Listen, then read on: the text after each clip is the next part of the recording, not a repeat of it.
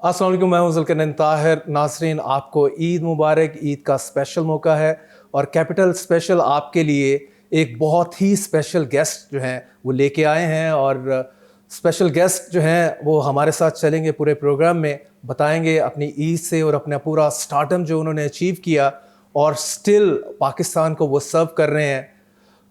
ये शख्सियत ना सिर्फ ये पाकिस्तान फिल्म इंडस्ट्री की शख्सियत हैं, वो स्टार हैं जिन्होंने ना सिर्फ लॉलीवुड को अरूज बख्शा बल्कि इसके मुश्किल टाइम में भी इसको सहारा दिया। 250 से ज़ायद स्क्रीन स्क्रिप्ट्स लिखे इन्होंने, डायरेक्शन की 50 से ज़ायद मूवीज़ की और most of them successful blockbuster. और on top of that 10 movies को इन्होंने खुद प्रोड्यूस किया, मेक किया और अभी भी वो ब्लॉकबस्टर की टॉप लिस्ट में आती हैं। अगर रैंकिंग में अगर हम बात करें चूड़ियाँ की, आज भी लोग नहीं भूले और बल्कि उनसे कहा जाता है, उनको पुश किया जाता है कि आप इसका एक सीक्वल बनाएं। सरगम भी आपको नहीं भूली होगी, घूंघट है एंड सो मैनी अदर्स। जी, आपने गेस कर लिया होगा, हमारे साथ मारूफ फिल्म डायरेक्टर, फिल्म प्रोड्यूसर और स्क्रीन राइटर सैयद नूर साहब मौजूद हैं। सैयद साहब, Shah ji, welcome to the programme और बहुत बहुत आपको ईद मुबारक। बहुत शुक्रिया, आपको भी ईद मुबारक, देखने वालों को भी ईद मुबारक। शाह जी, बताइएगा पहले कि सुबह सुबह आपने कुर्बानी की और उसके बाद खाया क्या है आपने? खाया तो मैंने वही जो मैं रोज़ खाता हूँ, एक नाश्ता है जो मेरे जैसे बूढ़ों के लिए होता है। नहीं, still young Shah ji, still young. वो मैं मीट वीट नहीं खाता हूँ, सही, बहुत कम खाता, तो लिहाजा वो नाश्ता किया है और आप तशरीफ़ ले आए। नहीं, थैंक यू। तो जो है भाभी सामा जी ने, तो वो पकवान बनाने की खुद शौकीन है इस नहीं, टाइप वो की ये कहने की शौकीन है कि आज हमारी बीवी हमारे लिए क्या बना रही है। वो मुझे लगाती है बनाने में। वो खुद नहीं बनाती। राइट। तो क्या यूजुअली आपकी ईद डेज की मसरूफियात होती हैं? कोई ख़ास नहीं, बस ईद डेज़ में आप कंफर्ट लेवल आपका बड़ा हाई होता है। किसी ने काम के लिए नहीं आना, किसी ने कोई फ़ोन नहीं आने, सिवाय इसके कि आपको मुबारकबाद दे, तो फैमिली में एक बैठना उठा होता है। सही। और हैंग आउट भी करते हैं, लाइक कहीं डाइन आउट करने के लिए चले गए इन द इवनिंग? और नहीं, ईद पे कहाँ जाया जाता है, बहन भाई आ जाएंगे, सही, करीबी दोस्त आ जाएंगे, बस वो आना जाना लगा रहता है। कोई fond memory related to Eid कुछ बताइएगा, maybe of your childhood या अर्ली यूथ की। तो वो उसमें ये जो ईद कुर्बान है, ईद उल ज़ुहा जो है, ये बड़ी एक फेस्टिवल होता था हमारे जब हम बच्चे थे। कोई 65 साल पहले या 70 साल पहले लगा लें आप, तो बकरे आ जाते थे, बट उनको मेहंदी लगाई जाती थी, उनको सजाया जाता था कि इसने कुर्बान हो जाना है 2 दिन बाद। ये तो ईद चांद रात में उस जानवरों को गुब्बारे बांध के रंगीन कपड़ों में, तो गलियों में बच्चे लेके निकलते थे, ये हमारा जानवर है वो। अब तो ये एक फेस्टिवल होता था। ये मुझे याद पड़ता है आज भी कि किस एहतमाम से उसको जानवर को ज़िबा किया जाता था, ज़िबा होने तक बड़ा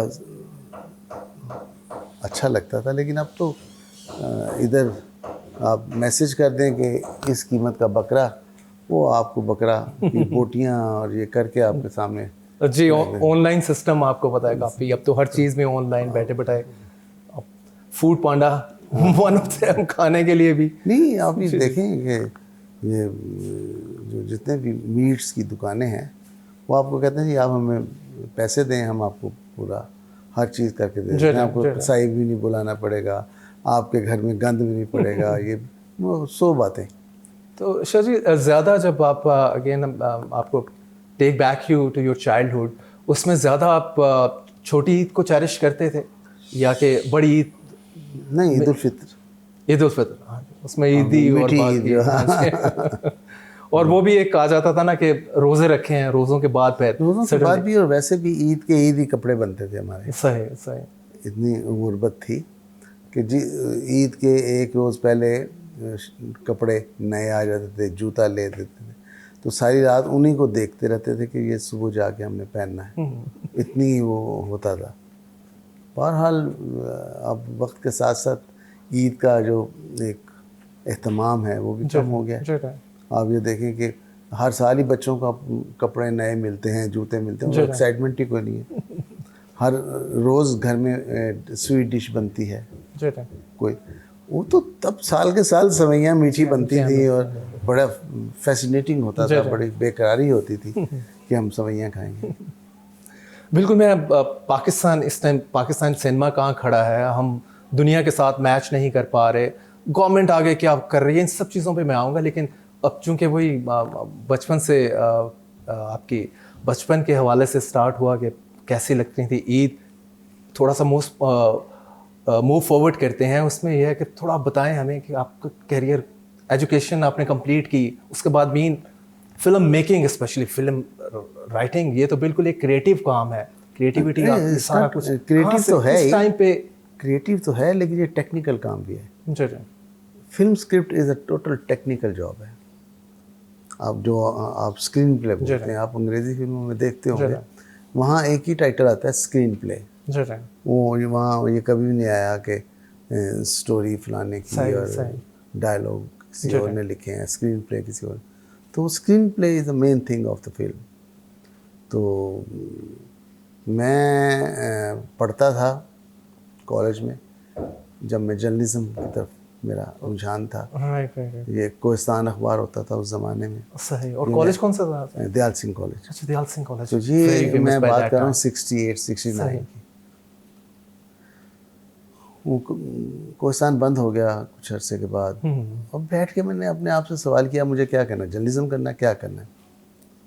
ये मैं उन बच्चों को भी कहता हूँ जिनका करियर स्टार्ट हो रहा है, उनको अपने आप से सवाल ज़रूर करना चाहिए कि आपके अंदर का जो इंसान है वो क्या बनना चाहता है, ना कि आप अंधेरे में कदम उठाना शुरू कर दें।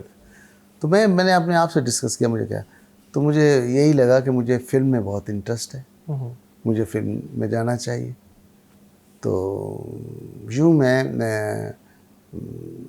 1970 में एस सुलेमान साहब, मेरे उस्ताद मोहतरम जो हैं, अल्लाह उनको ऊंचे दर्जा दे, उनके पास आके असिस्टेंट हो गया। सोर्स बने जावेद फाजिल, सही, जो उस वक्त सुलेमान साहब को असिस्ट कर रहे थे। एक्चुअली वो शागिर्द तो कदीर गौरी साहब के थे, लेकिन एस सुलेमान साहब को वो असिस्ट कर रहे थे, तो एज एसोसिएट डायरेक्टर। तो मैं एज अप्रेंटिस में वहाँ गया। मैंने 5 साल असिस्ट किया एस सुलेमान साहब को, 70 से लेके 75 तक। 5 साल मैंने 17-18 फिल्में असिस्ट की। बड़ा टेक्निकली बड़ा पीरियड है जिसमें आपको लर्निंग पूरी आई होगी इसमें। तो उसके बाद मैंने ऐसी एक स्क्रिप्ट लिखी, वो स्क्रिप्ट बन गई, हिट हो गई। उस फिल्म का नाम था सोसाइटी गर्ल। सही। अच्छा। तो लोगों ने मेरे स्क्रीन प्ले को बहुत पसंद किया, राइटिंग स्टाइल को बहुत पसंद किया। तो मुख्तलिफ डायरेक्टर्स ने रब्ता करना शुरू कर दिया। ये है तो क्रिएटिव काम ना, not everybody's cup of T के लिखना शुरू कर दे फॉर क्रिएटिविटी। तो मतलब वो उसमें जो आपको किस पॉइंट ऑफ टाइम पे आपको अपने अंदर की क्रिएटिविटी का पता चला? नहीं, देखिए, मैंने जब फिल्म लाइन ज्वाइन की थी, मैं तो असिस्टेंट डायरेक्टर काम कर रहा था।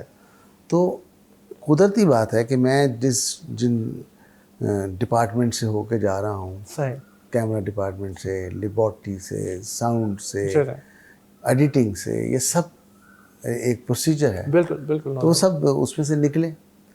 तो राइटिंग स्किल तो मेरी पीछे से आ रही थी। सही। और जर्नलिज्म, तो मैंने कहा डायरेक्शन करनी है तो अपने लिए स्क्रिप्ट लिखते हैं। ऐसे मैंने स्क्रिप्ट लिखा, स्क्रीन प्ले लिखा।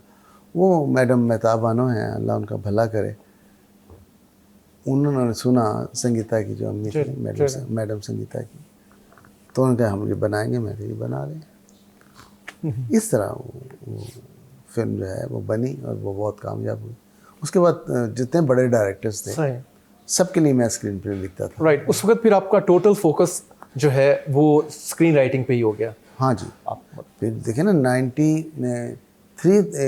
92 तक मैंने लिखा है, 75 से लेके 92 तक, अबाउट 20 years almost। हाँ, मोर देन दैट। राइट, और उसके बाद फिर आपने जो है अगला जर्नी जो है डायरेक्शन का वो स्टार्ट किया 93 से, 93 से। क्योंकि मेरी ट्रेनिंग डायरेक्शन की थी, तो मैं स्क्रिप्ट लिख लिख के थक गया, इतने स्क्रिप्ट जी, लिखे, जी। जैसे आपने तादाद बताई है।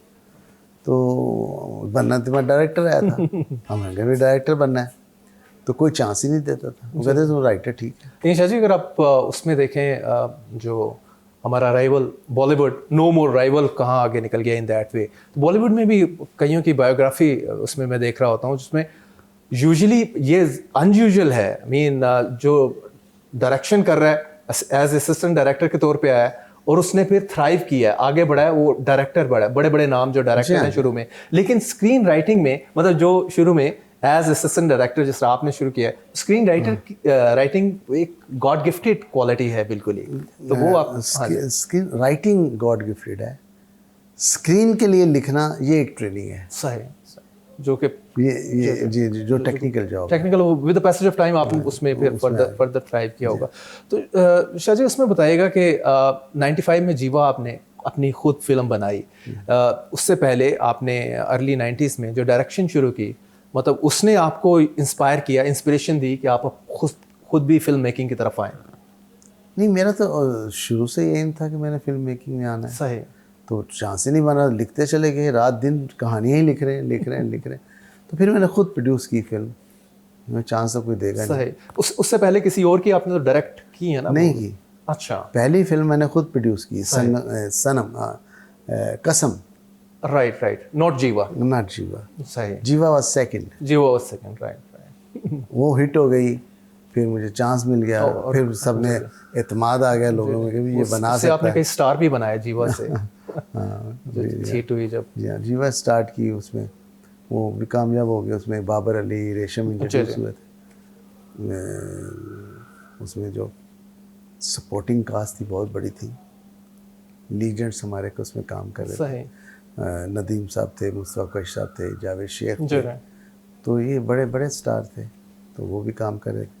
यूँ वो भी फिल्म कामयाब होगी। तीसरी फिल्म फिर खुद मैंने प्रोड्यूस की, उसका नाम सरगम, अदनान समी और ज़ेबा बख्तियार को लेकर।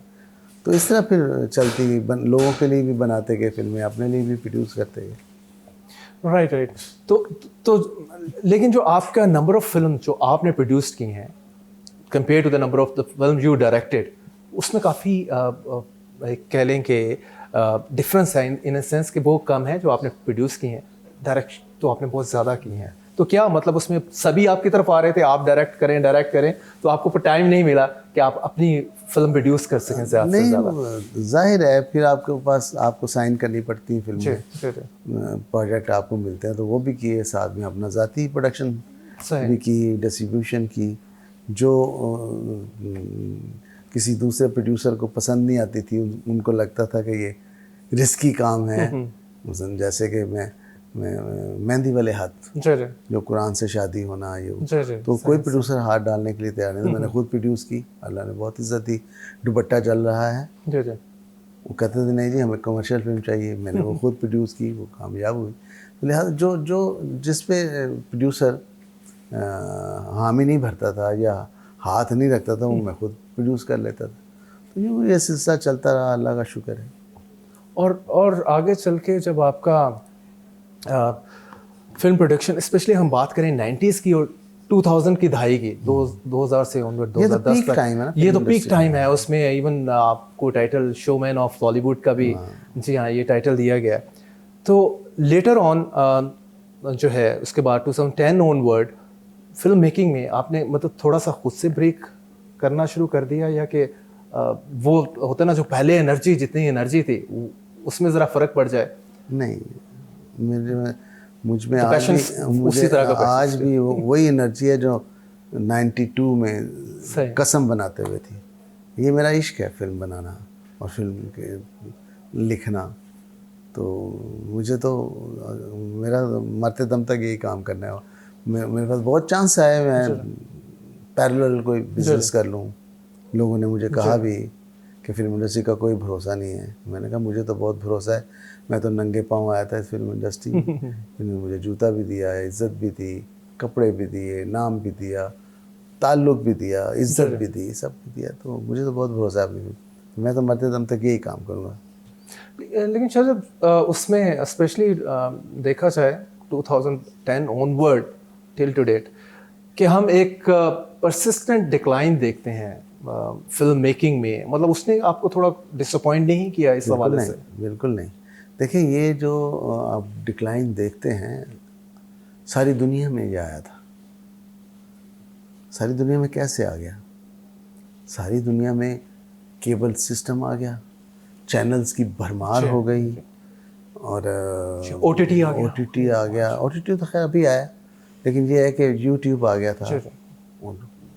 अब जहाँ एक ही चीज़ थी सिनेमा एंटरटेनमेंट के लिए, वहाँ इतना कुछ आ गया, तो उसमें सिनेमा को फेस करना पड़ा डिक्लाइन। दूसरी बात ये थी कि मल्टीप्लेक्सेस आ गए, सिंगल स्क्रीन ख़त्म हो गए। सिंगल स्क्रीन एक आम आदमी की तफरीह थी, यानी 35 रुपए की टिकट थी चूड़िया में, सही, जब 40 करोड़ का बिजनेस था, 35 रुपए की टिकट। राइट। और आज 3000 की टिकट के साथ इतना नहीं होता। जी। तो वो क्या थी, तादाद ज़्यादा थी लोगों की देखने की, लोग आते थे, फैमिलीज को लेके आते थे। अब ये जो लोग आते थे 35 रुपए की, 100 रुपए की, 200 रुपए की टिकट पे, इनको दूर कर दिया मल्टीप्लेक्स ने। दूर कर दिया, फिल्में बनना कम हो गई। अब फिल्में वही बन रही थी जिनको मल्टीप्लेक्स जो है वो एक्सेप्ट कर रहा था चलाने के लिए। तो ये एक बहुत बड़ा मसला आया था। और फिर इसमें आके डिजिटल हो गई फिल्म। अब डिजिटल का एक्सपीरियंस लेते लेते भी ये टाइम हो गया है, 10-15 साल हो गए, अब कमांड में आ गया है, क्योंकि एक नया फॉर्मेट था वो। सही। तो ये इस किस्म के गैप्स आए हैं, अदरवाइज तो फिल्में, ये कभी भी नहीं हुआ कि फिल्में बनना ही बंद हो जाए। सही सही सही। नाज़रीन, यहाँ एक ब्रेक लेते हैं। सैयद नूर साहब हमारे साथ हैं, और ब्रेक पर वापसी पर हम बात करेंगे स्पेशली OTT के लिए। सैयद साहब कुछ लिखने चाह रहे हैं, कुछ मेकिंग कर रहे हैं। आजकल टॉप ट्रेंडिंग में हर चीज़ OTT पे जा रही है, तो इसको डिस्कस। Welcome back. हमारे साथ मौजूद हैं मायानाज़, director, screen writer and film maker Syed Noor Sahab. जी शाह जी, मैं ब्रेक से जाने से पहले आपसे पूछा था कि OTT के लिए बहुत इंडियन हम देख रहे हैं, बॉलीवुड जो है वो आधा मूव कर गया है, उसके ऊपर सीरीज़ आ रही हैं, तो कुछ है आपका भी प्लान? नेटफ्लिक्स पे हम देख रहे हो, आपकी प्रोडिक्शन? नहीं, नेटफ्लिक्स तो खैर बहुत, नेटफ्लिक्स और any of the type of OTT। हमारे यहाँ ये OTT प्लेटफॉर्म बनने चाहिए, सही, जो नहीं है यहाँ स्टैब्लिश होने चाहिए। अब इंडिया में इतने इस्टेब्लिश हुए हैं, वो तो हमारी फिल्में नहीं लेंगे, कभी भी नहीं लेंगे। हॉलीवुड तक हम जा नहीं सकते।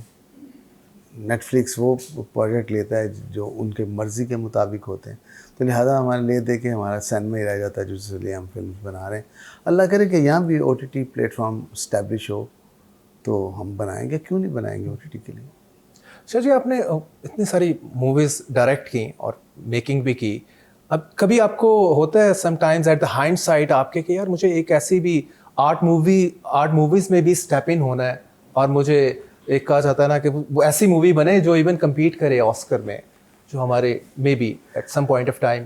देखिए, हम पाकिस्तान का कोई रिवॉर्ड ले लें ये बहुत बड़ी बात है, उसको तो खैर बहुत दूर की बात है। ऑस्कर के लिए बहुत सारी आपको कुर्बानियाँ देनी पड़ती हैं, और उसके लिए ऐसे सब्जेक्ट की तलाश की जाती है, फिर बनाई जाती है, जो ख़ास डिज़ाइन की जाती है कि ये ऑस्कर के लिए या किसी बड़े अवार्ड के लिए या फेस्टिवल्स के लिए। हम तो मेन स्ट्रीम सिनेमा पे काम कर रहे हैं और वो भी नहीं बना पा रहे। सच्ची जो बात है यार, इंसान को सच बोलना चाहिए।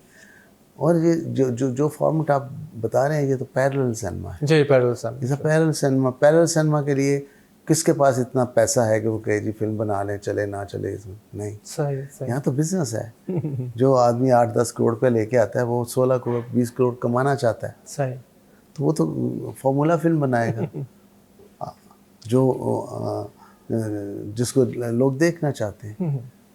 फेस्टिवल को चंद लोग हैं जो देखना चाहते हैं, फेस्टिवल फिल्म को, सही। जो आर्ट से प्यार करते हैं, जो आर्टिस्टिक हैं, उनके लिए गानों की भी ज़रूरत नहीं है, उनके लिए कोई कॉमेडी की भी ज़रूरत नहीं। वो सीरियस सिनेमा देखना चाहते हैं, कोई इशू बेस्ड फिल्म देखना चाहते हैं, तो वो भी हम मुतहम्मिल नहीं हैं हम कि हम लोग ऐसी फिल्म बनाएं। शाह जी, जब आपने इसमें कदम रखा 70s में, 70s वो टाइम था जबकि पाकिस्तान सिनेमा पैरेलल चल रहा था समहाउ, जो हम किताबों में भी पढ़ते हैं, इंडियन सिनेमा को मैच कर रहा था। Of course. तो फिर लेटर ऑन आगे चलता है कि हर डेकेड आफ्टर अनदर डेकेड हम नीचे की तरफ जाते रहे। इंडियन सिनेमा में भी डिक्लाइन आया है, नो डाउट, अपनी जगह के अभी ऊपर। फिर आया है जी हाँ जी, लेकिन हमारा उनके साथ कोई मैच नहीं रहा। सर। हमारा उनसे मैच फंडामेंटल मैच इसलिए देखते हैं। मैच इसलिए नहीं रहा हमारा कि वहाँ फिल्म को बहुत इज्जत दी जाती है, मुकाम दिया जाता है। सही। बच्चे जो हैं पूना से पढ़ के आते हैं, इधर से आते हैं, हमारे यहाँ तो कुछ ऐसा था ही नहीं। हमारे यहाँ तो जिस बच्चे ने कहा कि मैंने फिल्म में काम करना है या फिल्म में जाना है, तो उसको छितर पड़े हैं घर से। तो ये एक रीज़न रहा है। और दूसरी बात ये है कि बड़ा मुल्क है, बड़ा बजट है।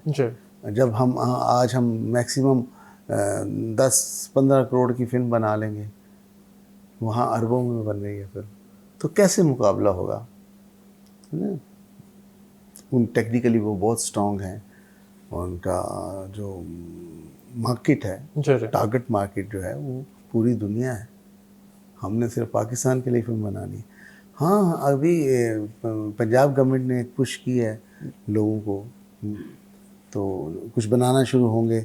जब आसूदा हो जाएंगे, जब हमारी फिल्में कमाना शुरू हो जाएंगी, जब मैंने ये कहा भी है गवर्नमेंट से कि आप एक इदारा बनाएं like NAFDAC, national film development corporation, जैसे ईरान में फराबी है। सही। वो फंड करते हैं प्रोड्यूसर को, डायरेक्टर को, कि आप फिल्म बनाएं, कतई नज़र कि आपकी फिल्म चले, बॉक्स ऑफिस पे हिट होती है या नहीं होती।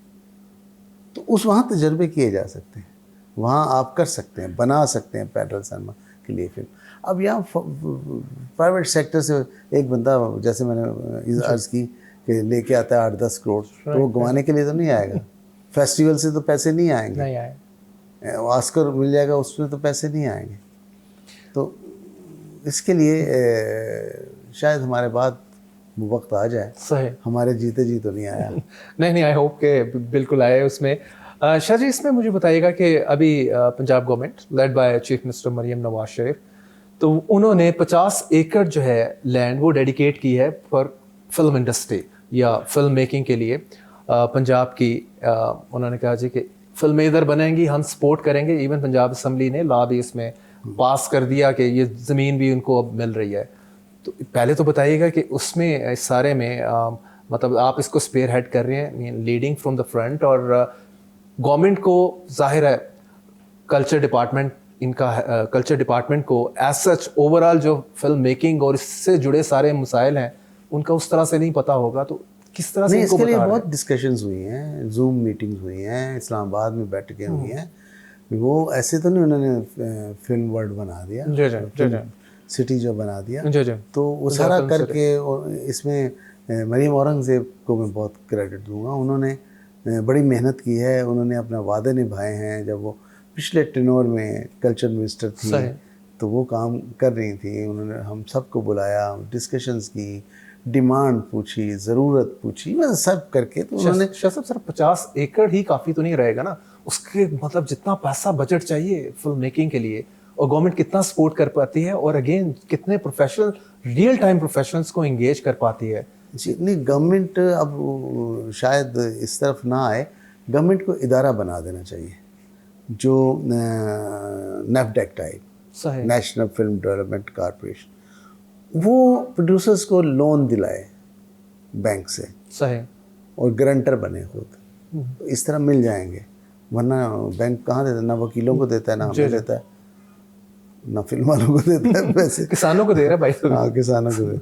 100 अरब से ज़ायद का लोन रखा है किसानों के लिए। तो फिल्म सिटी बन गया तो बहुत सारी टेक्निकली हम स्ट्रॉन्ग हो जाएंगे। बहुत जिन चीज़ों के लिए हमें पोस्ट प्रोडक्शन के लिए बाहर जाना पड़ता है, तो वो लोकल हो जाएगा, ये फिल्म सिटी बन जाएगा, लोग बाहर से आएंगे, फेस्टिवल्स होंगे, लोग बाहर आके काम करेंगे, यहाँ सस्ती फिल्म बनेगी। हमें ये जो भी होगा इदारा, उसको इनवाइट करना चाहिए जहाँ महंगी फिल्म बनती है कि आप यहाँ आए, हमारे पास ये फैसिलिटीज़ हैं, आप यहाँ बनाएं, आपकी सस्ती बनेगी फिल्म। तो जब यहाँ बनेगी, यहाँ के टेक्नीशियंस को रोज़गार मिलेगा जी, तो एक कॉम्बिनेशन अच्छा बन जाएगा।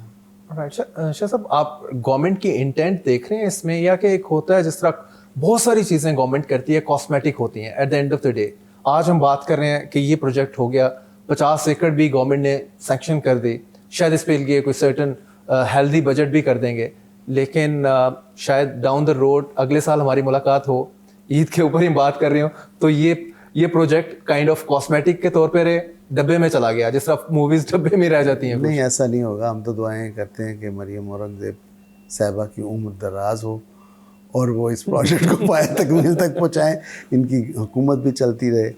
तो बाकी देखें, आपकी ख्वाहिशें तो हैं ना, जी, तो अल्लाह ख्वाहिशें पूरी करेगा, ज़रूरत पूरी करेगा। शाह साहब, जिस तरह आपने बात की इस हवाले से कि इंस्टीट्यूट होना चाहिए फिल्म, स्टूडेंट जो है, हम एक तरह का अगर आप देखें यूनिवर्सिटीज़ में भी बहुत ही कम मतलब सोशल मीडिया रिलेटेड डिपार्टमेंट्स तो बड़े आ गए हैं, हर कोई सिटीजन जर्नलिस्ट बना हुआ है आजकल के दौर में, लेकिन फिल्म मेकिंग, फिल्म में एक्टिंग, ये सारा पूरा एक आर्ट ही है। शायद गॉड गिफ्टेड चीज़ें तो होती हैं, आगे चल के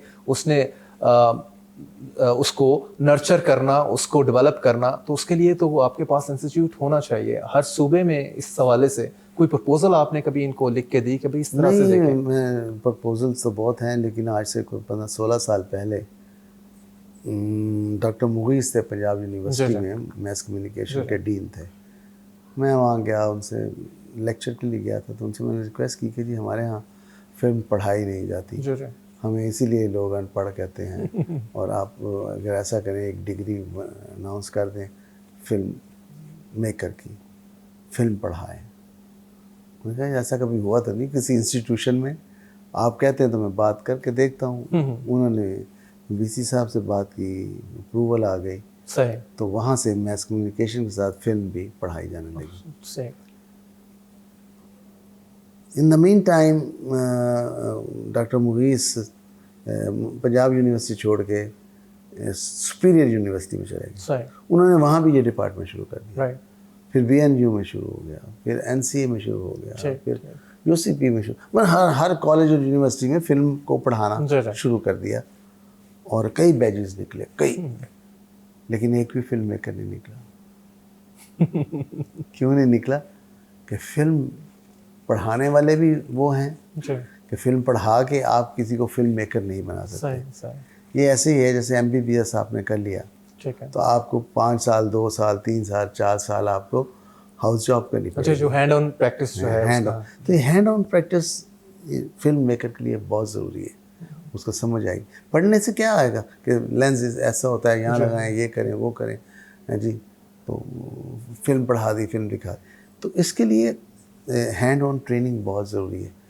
तो इस आप जो इंस्टीट्यूशन की बात कर रहे हैं, इन तमाम इंस्टीट्यूशंस में शुरू में तो बहुत स्टूडेंट्स गए, अब वहाँ भी जाना कम हो गया। उन्होंने देखा कि इसका तो कोई फ़ायदा नहीं है। शाह साहब, हम देख रहे हैं कि टाइम के साथ हमारे सिनेमा घर भी कम होते गए, बहुत कम रह गए, क्योंकि मूवीज़ ही कम बन रही हैं, और जितनी बन रही हैं वो उसको देखने के लिए कम लोग जा रहे हैं सिनेमा में। उसका मेजर रीज़न आप क्या देखते हैं? मीन अच्छी मूवी नहीं बन रही, या लोगों का मिजाज चेंज हो गया, और OTT है, लोग कहते हैं कहाँ जाया जाए सिनेमा में, क्योंकि ये मूवी तो इतनी नहीं है, अनलेस कोई सीना गजट कोई चीज़ आ जाए उनको बता दे कि भाई हाँ भाई ये बड़ी अच्छी मूवी गई है। मैंने अर्ज़ किया आपको पहले कि ये मसला जो है मल्टीप्लेक्स ने खड़ा किया है। हम खुश होते थे कि मल्टीप्लेक्स आएंगे, एक नया सिनेमा आएगा, रुझान बढ़ेगा, लोग आएंगे, देखेंगे। अब लोगों ने देखा तो कि सिनेमा बन गए, लेकिन अंदर नहीं जा सके, इसलिए उनके पास इतने पैसे नहीं है। 3000 अगर एक फैमिली को लेके आता है 5 आदमी के, 15,000 वो 8-10 हज़ार आप वहाँ रिफ्रेशमेंट ले लेंगे, पॉपकॉर्न ले लेंगे, ये ले लेंगे, तो इतनी तो तनख्वाह है हमारे यहाँ। How can we survive.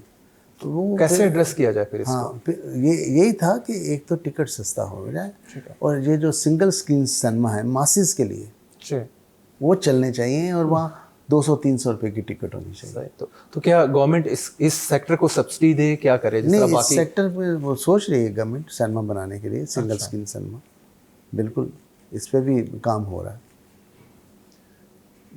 थोड़ा मैं आपसे पूछना ये चाहूँगा कि दोनों ये लॉलीवुड है, हॉलीवुड और बॉलीवुड के हवाले से पहले तो यही कि आप लॉलीवुड में बताएं कि आपके फेवरेट कुछ अदाकार और अदाकारें। हर वो अदाकार मेरा फेवरेट है जो मेरे रोल में फिट इन होता है।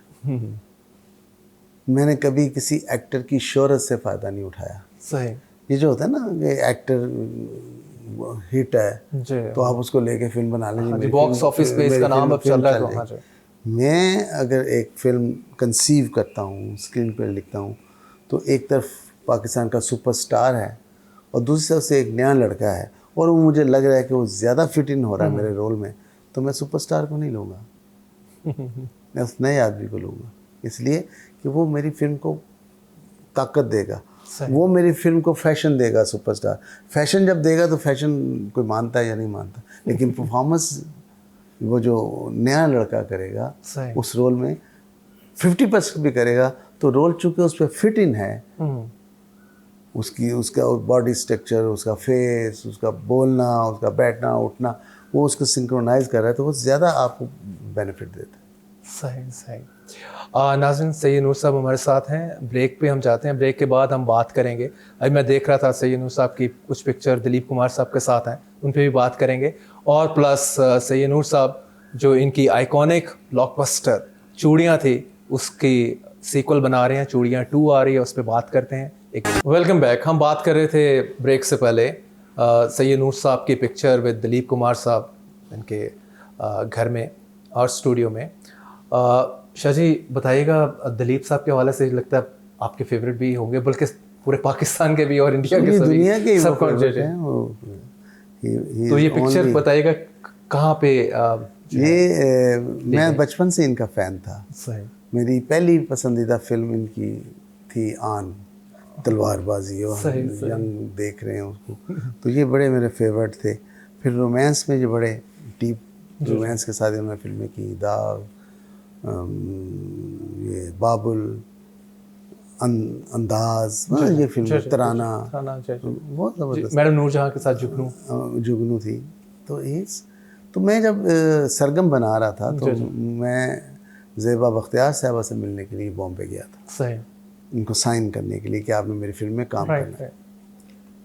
तब मुझे मेरे एक दोस्त थे मोहन कुमार, जिन्होंने अवतार वगैरह बनाई, डायरेक्टर, तो मुझे कहने लगे यार सैयद तू मिलना है किसी में थे? 10 साल। मैंने कहा मुझे एक ही शख्सियत से मिलने का चाहत है, और वो दिलीप साहब। सही। कहते बात ही, उन्होंने फ़ोन किया, दिलीप साहब ने कहा जी आप कल आ जाएँ 1 बजे। नेक्स्ट डे मुझे तो नींद ना, मैं सुबह 9 बजे तैयार होकर बैठ गया, जाना था 12 बजे, निकलना था 1 बजे पहुंचना था। बैठे बैठे खैर हम 12:30 पौन बजे हम पहुंच गए उनके घर। तो गेट पे इतला थी कि आना है मेहमानों ने, उन्होंने जाके हमें ड्राइंग रूम में बिठा दिया। अब हम बैठेंगे दिलीप साहब, मेरी दिल की धड़कन ऐसे ऐसे हो रही है। मेरा वो शाहकार एक्टर जिसके लिए मैं जवान हूँ, जिसको देख देख के जिसको सीखा है, वो आएंगे। 1 बजे का टाइम था, 1:15 हो गया, 1:30 हो गया, 1:45 हो गया। मैंने कहा ये क्या हुआ, कहीं इनकार तो नहीं हो गया? 1 घंटा ऊपर हो गया। 1 बजे के बाद जो कैफियत थी उसको मुझे कंट्रोल करना बड़ा मुश्किल हो रहा था। खैर 2 बजे के करीब एकदम वो सामने सीढ़ियाँ थी, दर दर दर दर करते वो नीचे उतरे। दिलीप साहब गीले बाल और ये करते हुए मोहन साहब से कहते हैं, अरे मोहन भाई रात एक नज़्म पढ़ ली, उसने सोने नहीं दिया सारी रात, सुनिए नज़्म। उन्होंने अजबर नज़्म पढ़ दी। वो भूले हुए कोई आया हुआ मिलने के लिए, मैं इधर साइड में बैठा हूँ। कहते हाँ अच्छा आप इनसे मिलाने लाए थे? हाँ भाई कहाँ से आए हैं आप? मैंने कहा जी लाहौर में से आया हूँ। अच्छा लाहौर से हैं, ईद मोहम्मद साहब कैसे हैं, चौधरी ईद मोहम्मद साहब कैसे हैं, फलाना कैसे है, ये क्या, सबको पूछ ली। मैंने कहा जी सब ठीक है। तो क्या करते हैं आप? मैं कहा जी मैं कहानियाँ लिखता हूँ और अभी मैं डायरेक्शन कर रहा हूँ एक फिल्म की, उसके लिए मैं आया था यहाँ। हाँ बहुत खूब, बहुत अच्छी बात है। तो जीते रहे हैं, अल्लाह आपको तरक्की दे। और ये मेरी मुलाकात थी उनसे। Right right. और उसमें कितनी देर गपशप लगती रही? मेरे ख्याल है आधा पौन घंटा, सही। ज़्यादा देर नहीं। Right right. चाय वाय पिए कि निकल। दिलीप साहब का एक खास ऑरा जो है वो amazing नहीं है। सर, वो एक वाहद मेथड एक्टर है। अभी मैं कल देख रहा था मैडम लता जी। उनके घर बैठी हैं, आई हैं राखी बांधने के लिए। तो सामने बैठे हुए तो उसमें भी एक्टिंग कर रहे हैं। मैं जिसका जिक्र करने जा रहा हूँ वो सितारों से भी आगे हैं, ऐसा ये हाँ जी, वो मलका है, तरन्नुम की मलका है, मलका तरन्नुम लता जी हैं। सिंपल भी बात कर सकते थे, लेकिन उनके अंदर था ये सब बातें। वो सिंपल बात करते तो बहुत मुमकिन है उनके फैंस इतना, तो उन्होंने वो बड़ा अच्छा लगा वो। Right right. और अगर हम बॉलीवुड की तरफ चलें, हॉलीवुड की तरफ, बॉलीवुड की तो बात कर रहे हैं, हॉलीवुड में आपको किसी एक्टर ने इंस्पायर किया हो, मतलब आपका फेवरेट हो, मार्लन ब्रांडो से क्लार्क गेबल से लेके मार्लन ब्रांडो तक नेम? देखिए वहाँ का तो हर एक्टर जो है वो इस काबिल है कि उसको प्रेज़ किया जाए। सही सही। लेकिन मार्लन ब्रांडो तो खैर एक तारीख़ है जी हाँ। और मुझे अल पचिनो बहुत पसंद है और रिचर्ड गियर, वो भी बिल्कुल। अल पचिनो की सेंट ऑफ ए वुमन आ गई और अमेजिंग, उसमें जो अंधा बना हुआ प्रीटी। हाँ जी हाँ जी। तो इस तरह मैंने बताया ना, एक्टरों की मेरी इतनी ही पसंद है कि वो रोल में जो फिट इन है। सही। ये अजीब बात है कि तकाबुल करते हैं, वो नदीम साहब में और वहीदुल्लाह साहब में क्या फ़र्क है? अरे कोई फ़र्क नहीं है, दोनों बड़े एक्टर हैं। दोनों और बड़ाई उस वक्त होती है जब वो अच्छे रोल में आ जाते हैं। Right right. तो ये फजूल होता है किसी का कंपैरिजन। जी हाँ जी हाँ। बल्कि मैं भी आपको चलते चलते अपना हॉलीवुड का फेवरेट बताऊं, सिंस माय चाइल्डहुड, मैं 6ठी क्लास में था, पीटीवी पे मैंने देखी adventures of Robin Hood, Errol Flynn की movie. Errol Flynn swashbuckler hero है उनका। कुछ 40-45 मूवीज इसने की हैं, मैंने सभी देखी हैं। और इसकी द बेस्ट सेलर है, अभी भी पढ़ी जाती है, my wicket wicket bays, autobiography है इसकी। कमाल की है ऑफ इस टाइम। बड़ी जल्दी ही passed away, he was 50 when he passed आपको लेके आनी चाहिए थी वो। बिल्कुल नेक्स्ट मैं लेके, बिल्कुल डेफिनेटली डेफिनेटली। तो शाह जी चूड़ियाँ की तरफ बढ़ते हैं। कमाल इसके गाने, आप अमेजिंग डायरेक्शन आपकी, और मतलब उस वक़्त भी अभी भी ये दोबारा लगी हो तो लोग जुड़ जाते हैं देखने के लिए। फिर आप पे लिटरली एक आ गया, यू बीइंग पुश्ड कि भाई आप बनाएं, इसका सीक्वल क्यों नहीं बनाते, और फाइनली यू डिसाइडेड। बताएं थोड़ा सा इसके बारे में। देखिए ये इंसान की फितरत है कि आप उसको सबसे जो महंगी चीज़ है वो गोश्त ही है, मीट ही है। जी जी। आप उसको रोज़ मीट दें, मीट दें, मीट दें, मीट दें, वो खाता जाएगा, मीट खाता जाएगा। एक दिन मीट के साथ आप दाल रख दें जी। तो मीट छोड़ के दाल खाना शुरू कर देगा। चूड़िया के साथ यही हुआ सही कि बड़ी फिल्में बन रही थी, सुल्तान राय साहब की एक्शन मूवी बन रही थी, लाउड फिल्में बन रही थी और बहुत चलती थी, फिल्म अनाउंस होती थी, बिक जाती थी। एक बड़ा पीरियड रहा है सुल्तान राय साहब के हवाले से। अब जैसे ही उनका असैसिनेशन हुआ तो फिल्म, पंजाबी फिल्म जो है कम होना शुरू हो गई, बल्कि ख़त्म ही हो गई। पंजाबी डायरेक्टर्स ने भी उर्दू फिल्में बनाना शुरू कर दी। मैं तो उर्दू फिल्में बना रहा था। सही। तो तब मैंने डिसाइड किया कि आज दाल पकनी चाहिए। तो मैंने चूड़ियाँ स्टार्ट की। सही। लेकिन मैंने उसको एक्शन नहीं बनाया, मैंने उसको एक सोशल रोमांटिक फिल्म बना दी, गांव की ज़िंदगी के ऊपर प्रॉपर अच्छी ज़िंदगी दिखाई। यहाँ हमारे यहाँ पंजाबी फिल्म बन रही थी लंबे कुर्तों वाली, ये जो जग्गा है या जिसमें वायलेंस बहुत ज़्यादा, गुज्जर है जो वायलेंस, लेकिन वो तो देखते थे लोग। देखिए उस वायलेंस ने और उस जॉनरा ने 25 साल फिल्म इंडस्ट्री को उठाए रखा। सही। उनके जाने के बाद, सुल्तान राय साहब के जाने के बाद आप देखें कि कहाँ। तो खैर ये एक दाल थी, जो लोगों ने देखा ये तो बड़ी डिफ और ऐसे चलिए आपको याद होगा बल्कि आपने भी कहीं कोट किया होगा डेफिनेटली, आउटस्मार्ट कर दिया था टाइटैनिक को 97। हाँ नहीं वो तो हम अनपढ़ों की वजह से हुआ है। टाइटैनिक को समझने में, टाइटैनिक तो No world doubt, class film है, world class तो movie है। चूंकि वो लेकिन ये पंजाबी देखने वाले लोग थे, अब टाइटैनिक तो नहीं देखेंगे। इसमें लोग उसका कसूर नहीं है। तकाबुल करते हैं, मुझे बहुत बुरा लगता है। सही। टाइटैनिक तो ऑल फेवरेट मेरी फिल्म है, और उसने जो लेकिन अब वो बिजनेस तो आपकी मूवी नहीं किया था ना, बात है ना, सिर्फ ये तो पाकिस्तान में कर लिया तो क्या हो गया, सारी दुनिया में तो उसने किया है ना।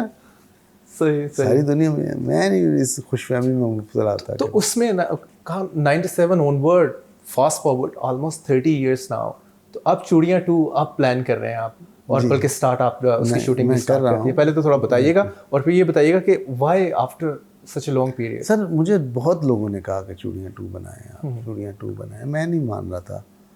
तो फिर बच्चों ने कहना शुरू किया कि यार चूड़ियाँ हमने तो देखी नहीं है, उस ज़माने में हिट हो गई, तो आप रिपीट करें फिर। तो मैंने फिर रिपीट करने के लिए सोचा, तो मैं अगर एज इट इज़ उसी कहानी, उसी स्क्रीन प्ले को बनाता सही, या उसी म्यूज़िक को बनाता, तो वो तो यूट्यूब पे है फिल्म। सही। तो मैंने सोचा चूड़ियाँ 2 अगर है तो उसकी कहानी भी 2 होनी चाहिए। ठीक ठीक। जो उसका जो टेम्परामेंट है कहानी का, रोमांस वो नया होना चाहिए। म्यूज़िक जो है उसको आप नया करें, अरेंजमेंट नया करें, सही, शायरी नई करें। तो इस तरह करके उसको एक पैकेज मैंने बनाया है। तो एक्सपेरिमेंट, और देखिए क्या होता है। पंजाबी है? पंजाबी। राइट। और इसमें कास्ट आप नॉन कास्ट ले रहे हैं कि कुछ नए चेहरे? नॉन में सिर्फ साइमा है, सही, बाकी नए लोग हैं, कुछ स्पोर्टिंग में पुराने हैं। सही, ओल्ड। और स्क्रिप्ट आपने खुद लिखा है? जाहिर है। अच्छा, मैंने कहा शायद 300 फिल्में लिखने के बाद किसी और से लिखवाएंगे। मेरा था ये कि नया वो कर रहे हैं तो मे बी इसको सबलेट करते हैं, समटाइम्स होता है ना। नहीं, अगर नया मैं किसी और से कराऊंगा तो फिर इसका मतलब है कि मैं पुराना हो गया हूँ। मैं भी नया हुआ। सही सही। मैं पुराना नहीं हुआ। मैं डिजिटल एडिटिंग उस वक्त ले गया था, आज से 25 साल पहले, सही, जब लोग कैंची से काटते थे। तब मैंने डिजिटली अपने स्टूडियो में एडिटिंग करना शुरू की, तो लोग बातें करते थे, यार ये टीवी पे बैठ के एडिटिंग करता है, ये कौन सी एडिटिंग है। यूथ जो है वो अपने आप को सिंक्रोनाइज अलाइन करेगी इस मूवी के साथ, तो आपने यूथ को सामने रखा है। यूथ तो प्रायोरिटी पे है, लेकिन इसको वो लोग देखेंगे जो चूड़ियाँ के फ़ैन हैं। जिन्होंने चूड़ियाँ देखी हुई, जाके देखेंगे कि भी ये चूड़ियाँ 2 क्या है। हाँ जी, नो डाउट। चूड़ियाँ का तो अभी फिर वो तो आ गया, उसमें यंगस्टर भी जब देखते हैं, उसका म्यूजिक का भी एक one of the major factors था उसकी सक्सेस में, बैकबोन थी। हाँ जी। तो मैंने म्यूजिक इंशाल्लाह आपको वही मिलेगा, वैसे ही मिलेगा। मेरी फिल्मों का म्यूजिक तो कोशिश करता हूँ अच्छा, और अच्छा होता भी है, हिट होते हैं गाने। अच्छा सर, ये बताइएगा कि जब आप फिल्म इंडस्ट्री के लोग, फिल्म फ्रेटर्निटी आपस में बैठते हैं, और जो पाकिस्तान का इस time current state of affair है of the film industry, declining mode के ऊपर है, तो इस पे मतलब सिर्फ आप लोग का कंसर्न ही, मतलब उस पर अफसोस का ही इजहार होता है, या क्या होता है कि भाई हमें इसमें पुल आवरसेल्फ टुगेदर और कुछ ना कुछ करना चाहिए, हमें इसको उठाना है? हमारी बदनसीबी जो रही है ना, और अभी भी जो है, हमने सेकंड लाइन तैयार नहीं की। सही। हमारे सीनियर चले गए। सही। 1 2 4 हैं। सही। तो उनका तो काम, वो तो इतना नहीं काम कर सकते कि फिल्म लाइन को वो, अब नए लोगों ने काम करना है, नए हमें लोगों को तैयार करना होगा। तो ये हम ज़रूर डिस्कस करते हैं कि कौन कहाँ से लाए नए लड़के। कॉलेजेस यूनिवर्सिटीज़ में भी जिन्होंने पढ़ा था वो भी नहीं आए, जाके प्रोडक्शन हाउसेस में नौकरी कर ली, टीवी पे नौकरी कर ली, ये कर ली, लेकिन फिल्म में जूते नहीं घिसाए। यहाँ यानी हाउस जॉब नहीं की, ऑन हैंड ट्रेनिंग जो आप फरमा रहे थे।